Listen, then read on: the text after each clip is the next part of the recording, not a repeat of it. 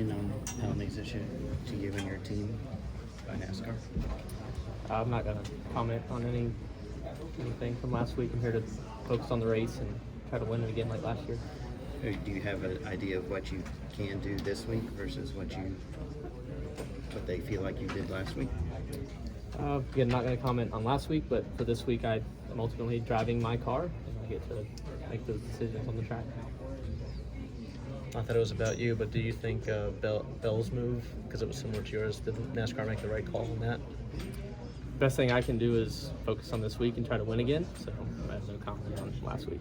How's your car feel for tomorrow compared to last year when you won the final race? Similar in practice. We were tight last year in practice, and we were tight again this year. We were tight at the DIL, and we thought we did enough to free up, but somehow we have just a lot of rear grip baked into our car to start off, so the way practice broke down for us, we didn't get quite a long enough run to really see how loose it'll get, which tends to be our tendency on the one car.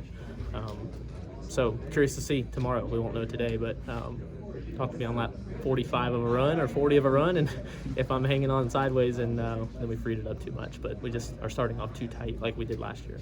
Ross, there's been a lot of talk about the playoff format, just not even the last one, but even throughout these playoffs. And I'm curious if somebody's gone through that, what you see as NASCAR looks at potential tweaks. What would be something that would be an idea for you, or something you think might even further enhance the playoffs?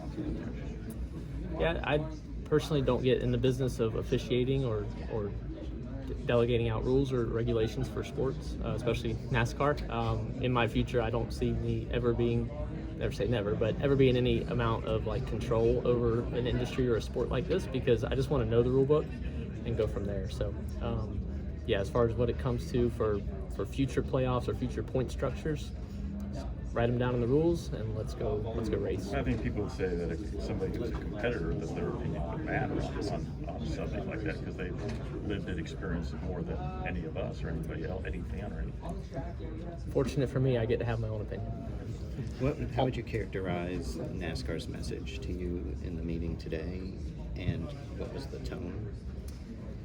Meetings like that, I believe personally that those words and messaging are meant to stay in the meeting, and if anybody else wants to share their opinion, they can do whatever they want. That's their right in this country. But I personally believe that I'll keep what was said. What's the impact of not having Phil and Brandon this weekend? We have a deep team, but those are my guys. Those are the ones I signed up with to do all this with. And we started off as a rookie crew chief, a rookie spotter, and a rookie driver 3 years ago. And we've won a lot of races together, not as many as we wanted, but five wins together. So yeah, I know that they're here in spirit with us, and they're obviously still a big part of what got us here. So yeah, it's a bummer to not hear them on the radio, but Darian from on the box and Eric up on the roof Eric Holmes is fine by me. We've won races with Eric on the radio at road courses, so, and an oval in the truck series, so pretty cool. Did you feel like a rookie when you joined Trackhouse? Yeah, well, actually, the rookie was the year before at Ganassi, so Okay. that first year in the 42 car, I definitely felt like a rookie. And then the current car definitely made me feel like a rookie through some of the early testing, early races, crashes, stuff. We were all crashing the car because it was totally different than the old car. But yeah, that year in 2021, big time rookie feel.